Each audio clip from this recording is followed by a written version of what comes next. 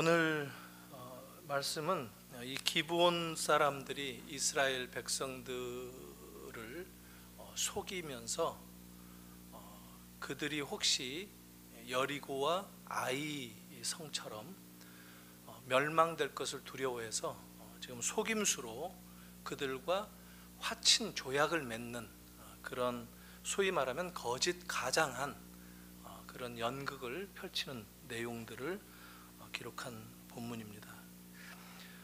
여기에 앞서서 이스라엘 백성들은 에발산과 그리심산 그 가운데에서 양쪽에서 울려 퍼지는 하나님의 율법의 말씀을 아멘 아멘 하면서 맹세를 하는 언약식을 행하였었습니다. 그 장소는 세겜이다라고 말씀을 드렸죠. 그러니까 세겜에서의 언약식을 마무리했는데 그때 번제 그리고 화목제를 이렇게 드리면서 그들이 다른 이민족들 가나안 족속들과 비교해 볼 때 다를 바가 없는 죄인들이다라고 하는 것을 하나님 앞에 인정하고 고백하고, 그런 이스라엘이지만 하나님의 은혜로 하나님의 사랑으로 죄사함을 받는다, 그래서 언약 백성이 되었다라는 것을 확인하고 이제 바로 이어져서 생긴 사건입니다. 1절에 이 일 후에 이렇게 기록되고 있죠. 그러니까 가나안 전체 지역에 있는 이 부족들, 소위 족속들의 왕들이 다 모여서 연합을 해서 이스라엘과 겨루어서 좀 싸우자, 이스라엘을 대적하기 위해서는 한 도시나 한 민족으로는 안 된다, 우리 가나안의 모든 족속들이 연합전선을 펼쳐야 된다, 이렇게 하고 모여서 얘기를 했습니다.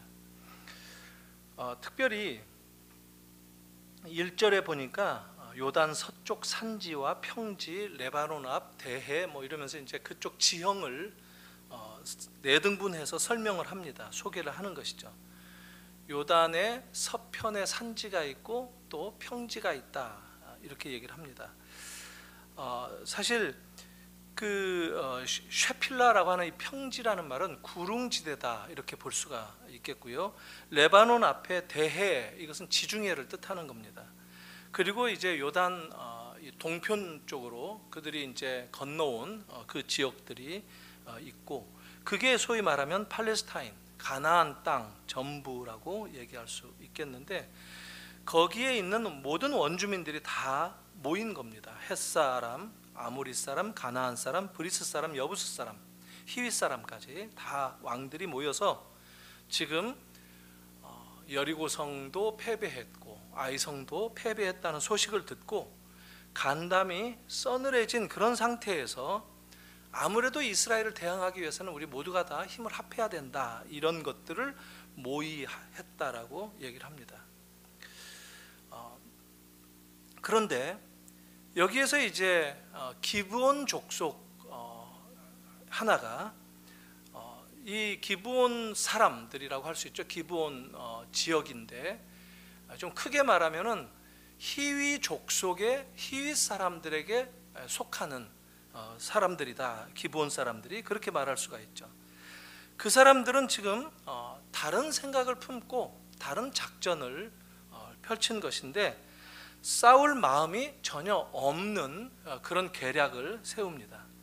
그래서 연합군들이 지금 다 모여서 이스라엘과 맞서겠다라고 하는 그 와중에 자기들만 연합군에서 살짝 빠져나와서 살 길을 궁리하는 가운데 뭔가 이스라엘을 속여서라도 그들과 화친 조약을 맺는 것이 살 길이다, 그렇게 해서 목숨을 건지겠다, 이것이 오늘 이 큰 줄거리이고 또 주제라고 할 수 있겠습니다.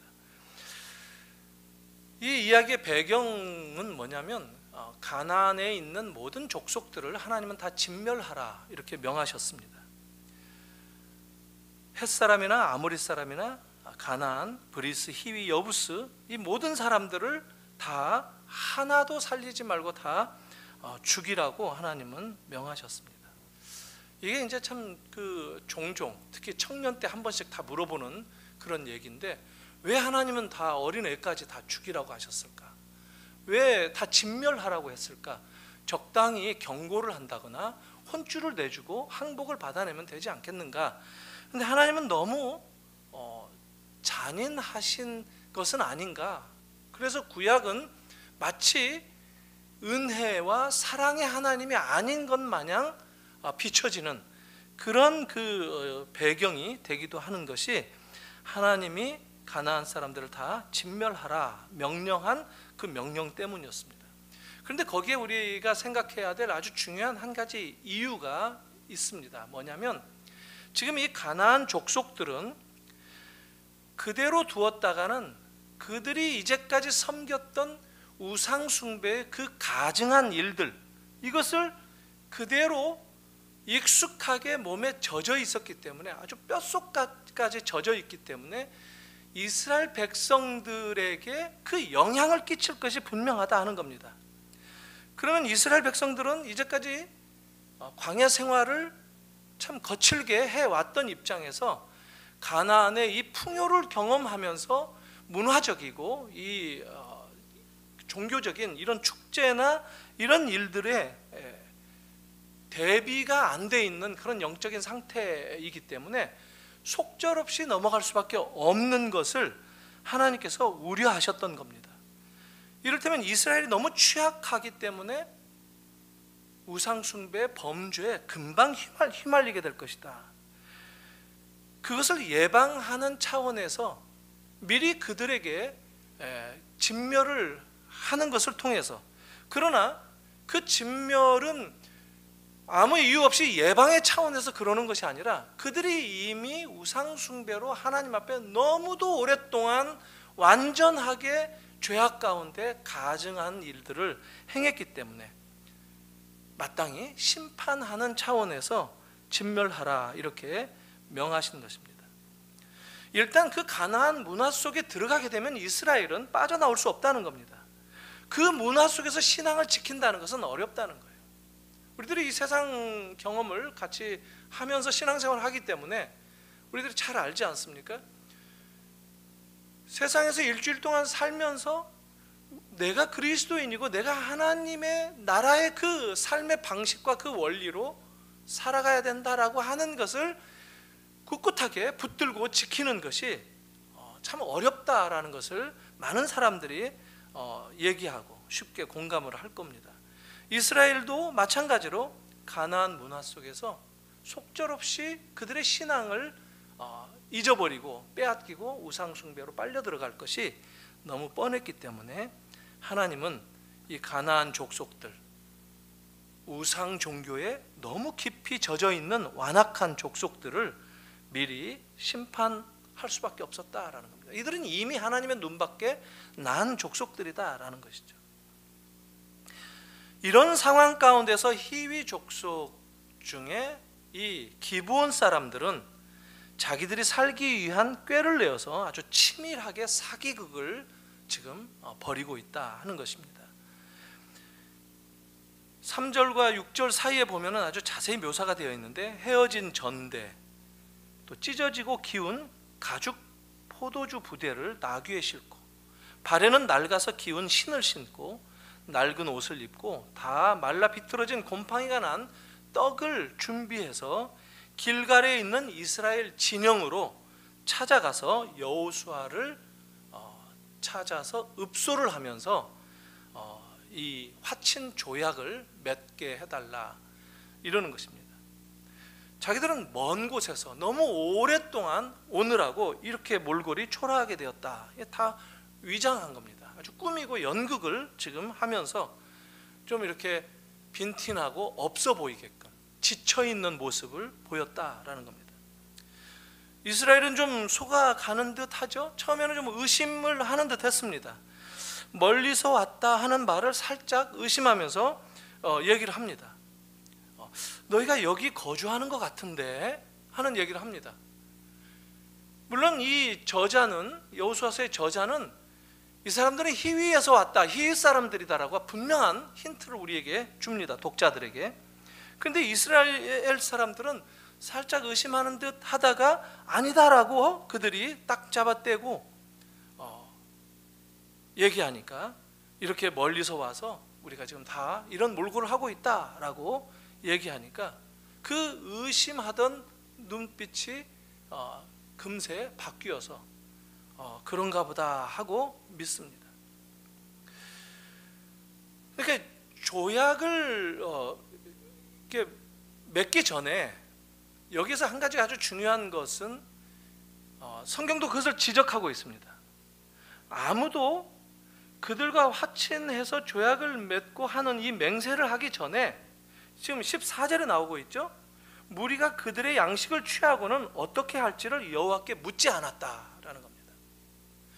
하나님께 묻지 않고 자기들이 판단해서 지금 조약을 맺고 말았다라는 것이죠.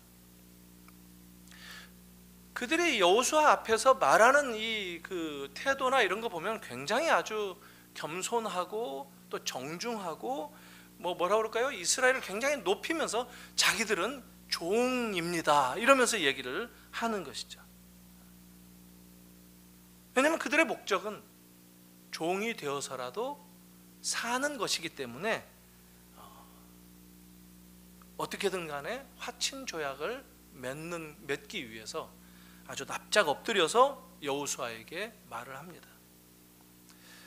왜 이런 이야기를 하느냐 하면 그들이 왜 이렇게 이스라엘을 두려워하고 조약까지 맺으려고 했느냐라고 성경이 뭐라고 얘기하느냐면 이미 이스라엘에 대한 소문을 듣고 완전히 기가 죽어 있었다.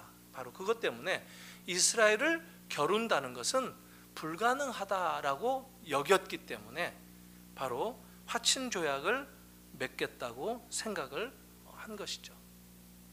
애굽에서 어떻게 애굽의 온 군대를 몰살하면서 40여 년 전에 출애굽을 했으며 또 최근만 하더라도 요단강을 마른 땅으로 건너왔을 뿐만 아니라 그 난공불락의 요새라고 하는 여리고성을 그냥 싸움 한번 하지 않고 7일 동안에 그냥 성이 주저앉도록 만들었으며 아이성도 지금 막 승리로 이끌고 이스라엘이 가나안을 정벌하기 위해서 나섰다. 이것은 정말 아주 그들이 보기에는 너무 무서운 그런 이야기였을 겁니다. 시혼이나 옥이나 이런 그 왕들이 어떻게 무참히 죽게 되었는가 하는 이야기도 다 들었기 때문에 어찌해서든지 살기 위해서는 이스라엘과 조약을 맺는 길밖에 없다 이렇게 생각을 했던 것 같습니다. 그리고 우리가 이미 살펴봤던 것처럼 라합의 이야기도 이들은 들어서 아마 알고 있지 않았겠는가. 그러니까 라합이 이스라엘의 편에 들어감으로써 이스라엘과 우호적인 그들을 돕는 입장에 들어감으로써 구원을 받았다라는 이야기. 그것도 상당히 그들에게 이스라엘과 한 편이 되는 것, 조약을 맺는 길만이 구원받을 수 있고 살아남을 수 있다 이렇게 생각을 했던 것 같습니다. 여기서 지금 전제되고 있는 게 뭐냐면 이스라엘이 그만큼 강하다라는 겁니다. 사실 오늘날 이 그 조약을 맺는다라는 것은 우리 한미 동맹과 같은 그런 의미입니다. 외적의 침입을 기브온 사람들이 받게 되면 이스라엘이 가서 그들을 살려주고 도와줘야 되는, 그들을 보호하는, 그들의 이 도움을 주는 대상이 되어지는 그런 약속이 조약입니다.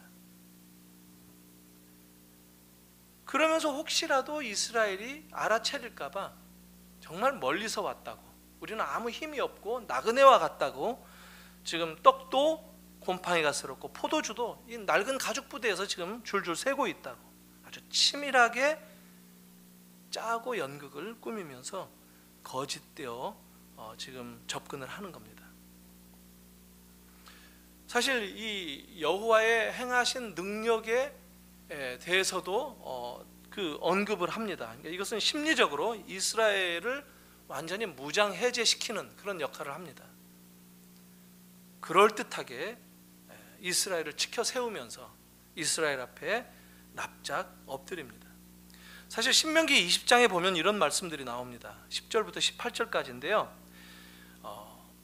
어떤 성읍과 화평하기로 약속을 하면 거기에 대한 화답으로 조공을 요구하라, 이런 얘기를 합니다.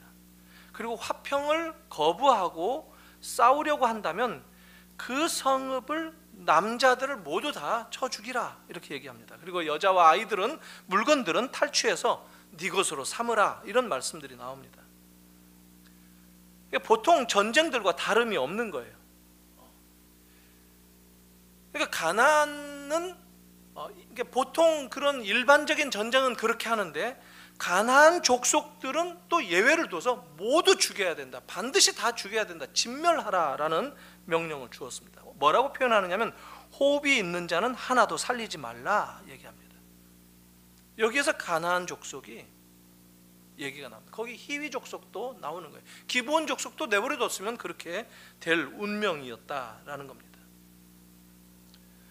그런데 이스라엘 백성들이, 특히 이 여호수아가 리더죠. 여호수아가 앞장서서 의심을 살짝 하긴 했는데, 그들이 지켜 세우는 그런 말들을 들으면서 하나님께 묻지도 않고 기도했어야 되는데 그냥 화친 조약을 맺도록 결정합니다.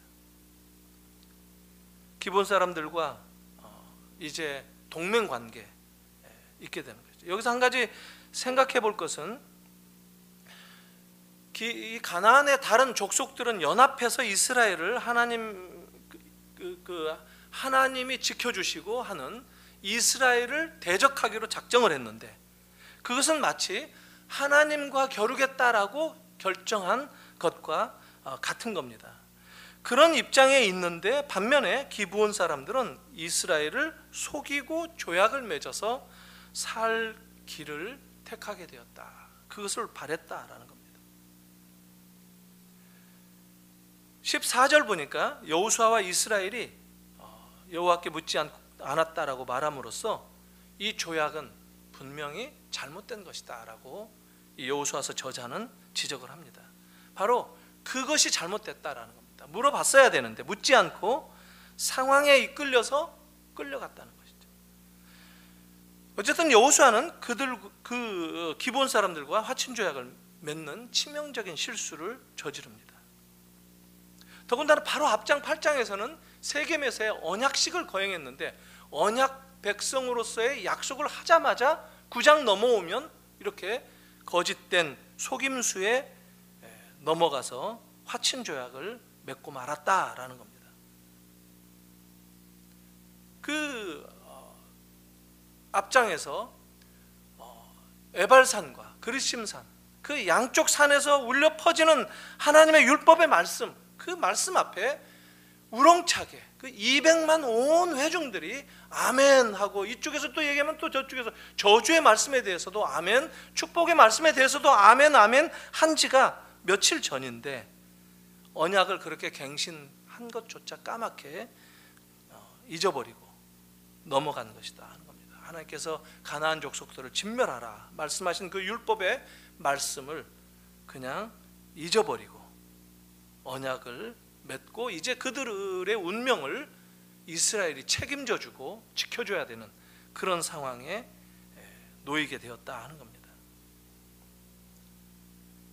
그러니까 조약을 맺었어도 조약을 파기하면 되지 않겠는가? 오늘 말씀 나오는 대로 그럴 수도 없습니다. 만약에 그렇게 되면 조약을 맺은 그 이스라엘에게 저주가 임하기 때문에, 하나님께서 기준을 정해주신 그 말씀이 흐트러질 수가 없기 때문에 이제 그들을 보호할 수밖에 없게 되는데, 16절에 이제 이 모든 사실이 밝혀지게 됩니다. 사흘이 지나면서 그들이 멀리서 왔다고 속였는데 알고 보니까 이웃에서 거주하는 족속인 것이 드러납니다. 이스라엘이 그 지역에 가서 보니까 기브온이 그 지역에 있는 성읍들 중에 가장 우두머리 격인 성읍이었다라는 겁니다. 그것을 알게 됩니다. 그러니까 히위 족속의 가장 리더격이 이 기브온 족속이었다라는 겁니다. 기브온 사람들이었다는 것이죠. 이스라엘의 입장은 아주 얼마나 허망했겠습니까? 이미 조약을 맺었기 때문에 그 맹세는 이행해야 되는 그런 상황에서 그들을 치지도 못하고 아주 낭패였습니다. 기차가 지나고 난 다음에 손을 들어봐야 소용이 없다 하는 그런 이야기가 생각나는 그런 상황입니다. 이미 족장들이 맹세를 하고 조약을 맺었기 때문에 더 이상 아무 되돌릴 수 없는 그런 상황입니다. 그래서 백성들이 지금 어떤 그 반응을 보이느냐면 이 족장들, 이 리더들을 원망합니다. 백성들이 리더들을 원망합니다.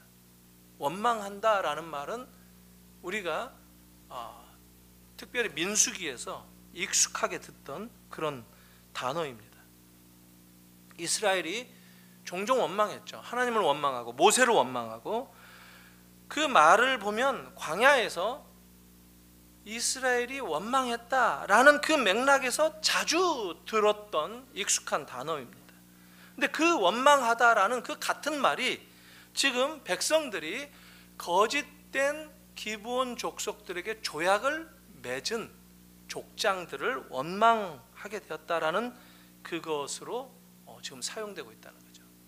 그러니까 민수기에서 나왔던 그 원망하는 것은 부정적인 의미에서의 원망이라고 한다면, 여기서는 지금 족장들이 잘못 조약을 맺은 것, 하나님께 뜻을 구하지도 않고 자기들이 결정해서 맺은 것을 원망하는 것이기 때문에 긍정적으로 원망이라는 단어를 사용한 셈이라는 것이죠. 이게 뭐냐면, 과거의 이스라엘 백성들, 이 민수기에서 40년 광야 생활하면서 다 죽어갔던 그 1세대 출애굽 백성들, 그들의 원망과 지금 가나안에 들어가고 있는 새로운 세대, 2세대 이스라엘 백성들이 지금 신앙적으로 좀 다르다라는 겁니다. 이게 지금 뭔가 달라졌다라는 겁니다. 새로운 세대 이스라엘 회중들은 그나마 좀 더 깨어있는 모습을 보이고 있다라는 거예요. 아주 신앙이 좋게 나타나고 있는 모습을 보여주고 있습니다. 이런 백성들이라면 좀 희망이 있어 보이기는 하죠. 무엇을 원망하느냐면, 지금 왜 말씀을 기준으로 판단해야 되는데 하나님께 묻고 기도하면서 영적인 기준을 가지고 판단해야 되는데 그러지 않았다라는 것을 원망하는 겁니다. 과거 민수기에서 이스라엘 백성들이 원망했던 것은 이기적인 동기로 자기들에게 먹을 것을 안 주고 고기를 안 주고 양념거리들을 안 주고 이 광야에서 우리를 굶어 죽이려고 한다, 물도 없는 곳에 우리를 끌고 나와서 죽이려고 하는가, 이런 원망이었다라고 한다면, 그렇게 감정에 따라 했던 원망이라고 한다면, 지금은 말씀에 따라서 언약의 기준에 따라서 원망하고 있다라고 말할 수 있다는 것이죠. 모든 회중이 이르기를, 한번 기브온과 맹세를 했으니까 이제 그들을 칠 수 없다, 어쩔 수 없다라는 겁니다. 언약을 깨면 그들에게 진노가 임할 것이기 때문에. 국제 이 조약이라는 게 그렇지 않습니까? 사실 일본과 우리가 지금 그러고 있지 않습니까? 일본에게 이 맺었던 그 위안부 문제인가요? 그거 다시 물리자고 하지는 않겠다. 이 정부가 지금 그렇게 얘기 계속 하지 않습니까? 한번 맺은 조약, 국제 이 조약은 어쩔 수 없다라는 거예요. 깰 수 없다라는 것이죠. 그래서 여호수아는 22절에서 그들을 불러서 왜 거짓말했느냐 이제 추궁합니다. 오늘 읽은 그 다음 구절인데요. 그러면서 할 수 없이 조건을 제시하면서 그들을 살려주는데 종이 되게 합니다. 종으로 삼습니다. 이제 기브온 족속들은 이스라엘 진영에서 물을 깃고 나무를 패면서 살도록 하는 종이 되게 만듭니다. 그들도 우리는 당신들의 종입니다 라고 했었으니까, 그렇게 해서라도 살기를 원했으니까 종으로 삼습니다. 그런데 여호수아는 거기에 더 덧붙여 가지고 대를 이어서 종이 될 것이다 라고 저주까지 내립니다. 그래야 속이 좀 풀리는지 그렇게까지 얘기합니다. 왜 속였는지 그들이 얘기합니다. 두려워서 그랬다라고 얘기합니다. 사실 두렵다고 속이는 것, 이거 지혜가 없는 것이죠. 속이면 살 수 있으려니 하는 생각을 했던 것이죠. 사실 믿음을 붙잡으면 되는 일인데 하나님은 진멸하라 이렇게 말씀을 하셨지만 늦게나마라도 하나님을 알려고 하고 라합처럼, 라합을 들었다면 라합을 제대로 배워야 되고 라합을 제대로 닮아갔어야 되는데, 라합의 기준은 믿음이었죠. 하나님에 대한 인식이 있었죠. 하나님에 대한 올바른 지식을 붙잡고 살아난 것이죠. 그렇게 구원된 것이죠. 근데 지금 이 기브온 족속은 오히려 라합과 대조를 이루고 있는 그런 샘플로 성경에 등장하고 있다라는 겁니다. 그래서 대를 이어서 저주받는 모습으로 등장합니다. 라합은 어떻게 등장하죠? 라합은 대를 이어서 라합이 낳은 아들이 누구예요? 보아스 아닙니까? 이렇게 이어지고 해서 다윗의 가문에 올라가게 되고, 신약 마태복음에 예수 그리스도의 족보에 올라가는 5 여인 중에 한 여인으로 이름을 등재시키는 그런 라합이 대대로 축복을 받는다라고 한다면, 이방인이었죠. 라합도 여리고 여인이었으니까 신분도 그렇게 좋지 않은 여인이었죠. 그러나 이 기브온 사람들은 라합과는 전혀 다른 길로 대를 이어서 종살이를 하게 된다 하는 겁니다. 에스라 느헤미야 시대까지 나무 패고 물을 깃는 족속으로 계속 등장합니다. 대를 이어서 망해가는 선택을 했다라는 겁니다. 그 갈림길이 뭐죠? 믿음인 거예요. 하나님의 말씀을 제대로 알고 하나님이 어떤 분인가라는 것을 제대로 아느냐 마느냐, 여기에 달려있다라는 것이죠. 그런데 여기 또 한 가지 좋은 그들에게, 그런 기브온에게도 좋은 소식이 있다면, 종이 된다라는 말, 이 종이라는 이 말에 아주 중요한 의미가 숨어 있습니다. 종의 이 히브리 단어에 어떤 뜻이 있느냐면 예배자라는 뜻이 있습니다. 그러니까 종의 신분이지만 하나님을 섬긴다라는 겁니다. 지금 뭡니까? 물 깃고 나무 패고 어디에서요? 하나님의 성전에서. 제사를 위해서 나무를 패고 물을 깃는 일, 이런 일들을 기브온 족속들이 한단 말이죠. 다른 말로 말하면 여호와를 섬기는 일에 종사자들로 기회가 주어지기도 했다라는 겁니다. 이것이 종의 삶을 사는 것인데, 이런 종이라고 한다면 사실 정말 기쁜 일로 여겨야 하는 그런 축복이라고도 할 수 있죠. 그러나 기브온 사람들은 하나님을 몰랐기 때문에 그런 의미에서의 하나님을 섬김에 대한 의식이 있기보다 그냥 종살이로 여기면서 사는 정도에 그치고 말았다라는 겁니다. 시편에 보면 주의 궁전에서 사는 한 날이 다른 곳에서 사는 이 첫날보다도 더 귀하고 가치 있다라는 말씀이 나오지 않습니까? 그게 바로 이 하나님의 종으로서 살아가는 이 의식이 그렇다라는 거예요. 그러니까 종이라는 단어는 저주 속에 담겨진 하나님의 은혜를 뜻하는 그런 아주 신비한 그런 용어다라는 겁니다. 그러나 불행하게도 기브온 족속들은 하나님을 알지 못했기 때문에 그 일이 결코 기쁜 일이 될 수 없었겠지만, 사실 우리 생각 같아서는 억지로라도 종살이로 삼게 해서라도 하나님의 집을 섬기는 일을 한다면 우상숭배로부터는 자유롭겠죠. 기브온 족속들이 받는 축복이 그거예요. 그냥 가나안 족속들과 묻혀서 살았다면 우상숭배 자리에서 돌아올 수 없을 텐데, 이들은 그래도 종살이로 우상숭배로부터 자유롭게 하나님을 섬기는 자리에서 살게 되었다라는 것이죠. 우상숭배의 영향력으로부터 더 이상 힘을 받지 못하고 살았다라는 것이죠. 이것은 여호수아의 지혜로운 선포이기도 합니다. 조약도 이 맹세도 깨뜨리지 않고 또 합당하게 종으로 삼으면서 이 기브온 족속을 이렇게 받아들인 것은 어쩌면 물론 신의 한 수였다 이렇게 말할 수는 없겠죠. 일단 하나님께 묻지 않고 조약을 맺었으니까 실수죠. 그런 가운데서도 붙잡았던 지혜였다 이렇게 말할 수는 있겠습니다. 나중에 이 사울이, 이스라엘의 초대 왕 사울이 기브온과 조약을 깨죠. 그래서 기브온 사람들을 죽인 일이 있습니다. 그래서 3년간 기근이 들었었죠. 그 일에 대해서 다윗이 나중에 자세히 살펴보니까 사울이 기브온과 언약을 깨서 생긴 이 우환이다라는 것을 알게 되어서 그것을 이제 해결하는데 사울의 아들 7명을 죽이고 난 다음에 그 기근에서 이스라엘이 벗어날 수 있게 됩니다. 이게 함부로 조약을 깨면 이런 일이 생긴다라는 것을 성경이 보여주는 그런 이야기이기도 합니다.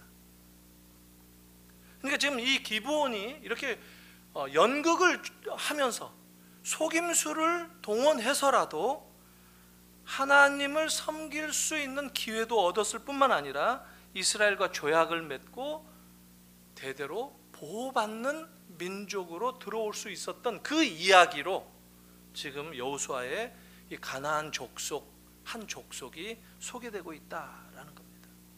여기서 우리가 배울 수 있는 교훈이 뭡니까? 단연 이스라엘의 실수죠. 여호수아의 또 다른 실수죠. 여호와께 묻지 않고 시작할 때 무슨 일이든지 여호와께 묻지 않고 덤벼들 때 생기는 병폐, 그게 어떤 것인가 하는 것을 보여줍니다. 무슨 일을 하든지 우리가 어떤 결정을 내리든지 간에 여호와께 묻기를 먼저 해야 된다라는 겁니다. 왜 쇼핑할 때 보면 미리 다 뭘 살지 적고 이렇게 준비한 사람들, 구입할 품목을 적는 사람들은 필요 없는 물건들을 사는 법은 없죠. 그런 것처럼 매사를 준비하고 또 기도하면서 실행에 옮기는 이런 습관이 우리 그리스도인들에게 몸에 배어져야 된다라는 교훈을 준다는 겁니다. 우리들의 삶은 어떻습니까? 우리가 어떤 일을 결정할 때 우리는 하나님 앞에 제가를 받기를 과연 주저하지 않는지, 아니면 내가 결정하고 내가 앞서서 내 생각대로, 내 상식대로 어떤 다른 사람들의 경험을 보고 사람들이 말해주는 그런 얘기들을 듣고 그냥 생각대로 결정을 합니까? 오늘 이 여호수아서 9장 이 기브온과 맺은 화친 조약의 이 사건을 통해서 우리가 배울 수 있는 것은 어떤 일을 하든지 간에 주께 물어보라 하는 그런 교훈을 받습니다. 하나님은 우리에게 그런 직접적인 즉답이라든가 어떤 환상을 보여준다든가 하는 것은 아닐지라도 우리가 여호와께 여쭈어 보는 그 자체를 귀하게 여겨주신다는 거예요. 그런 우리를 기다리신다는 거예요. 그러기를 원하신다는 거예요. 어떤 상황 속에서도 하나님 우리를 회복시켜 주십니다. 그러나 우리가 그러기를 하나님은 기대하시고 또 그것을 가르치신다라는 것을 오늘 교훈으로 삼는 우리 모두가 되기를 바랍니다. 여러분들의 삶 가운데 어떤 일이든지 가정에 큰 일을 결정하는 그런 문제가 있든 아니면 내 개인적인 어떤 문제에 봉착되어서 그것을 해결하기 위해서 어떻게 취해야 될까? 어떤 결정을 내려야 될까? 무엇을 기준으로 삼아야 될 것인가? 라고 할 때 가장 먼저 여호와께 묻는 것을 주저하지 않는 그런 축복의 여러분들이 되시기를 주님의 이름으로 축원합니다. 오늘 이 말씀 잠깐 기억하면서 좀 기도했으면 좋겠습니다. 우리의 삶을 좀 돌아봤으면 좋겠습니다. 정말 오늘 나는 주님 앞에 하루를 묻고 시작했는가? 내 삶을 주님 앞에 묻고 하루를 시작했는가? 주님, 하루하루 주님께 묻고 살아갈 수 있는 제 자신이 되기를 원합니다. 이 시간 같이 좀 기도했으면 좋겠습니다. 우리 가정에 어떤 결정들을 내리든지 간에 주님께 묻고 결정 내리는 우리들이 되기를 원합니다. 물으면 그냥 공허한 이 메아리처럼 하늘로 던지는 소리가 되고, 또 하나님은 또 어떤 메아리로 답하시고, 이런 게 아니라 하나님께 묻는다는 것은 말씀을 들여다 보는 것이기도 합니다. 먼저 말씀을 들춰기고 말씀대로 하루하루 살아가겠습니다라고 하는 그런 헌신이기도 합니다. 주님, 저와 우리 가정이 말씀을 통해서 주님께 물으며 결정하고 살아가는 그런 삶을 살기를 원합니다. 우리 교회도 무엇을 결정하든지 간에 먼저 여호와께 묻고 말씀 따라 물으며 결정하기를 원합니다. 이 시간에 같이 한번 먼저 기도했으면 좋겠습니다.